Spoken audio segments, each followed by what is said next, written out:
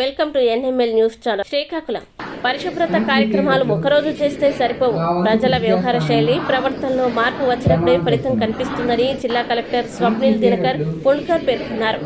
స్వచ్ఛాంధ్ర స్వర్ణాంధ్ర కార్యక్రమంలో భాగంగా శనివారం ఉదయం గవర్నమెంట్ జనరల్ హాస్పిటల్ ప్రభుత్వ వైద్య కళాశాల విద్యార్థులతో కలిసి స్వర్ణాంధ్ర స్వచ్ఛాంధ్ర కార్యక్రమంలో పాల్గొన్నారు.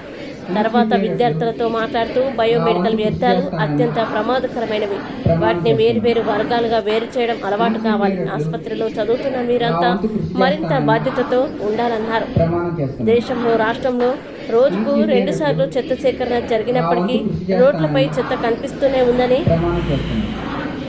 కానీ తాను అధికారికంగా ప్యారిస్లో పర్యటించినప్పుడు వారానికి 2 సార్లు మాత్రమే చెత్త సేకరణ చేసిన పరిశుభ్రత కనిపిస్తుందని స్వయంగా చూశారని ఉదాహరణగా చూపారు.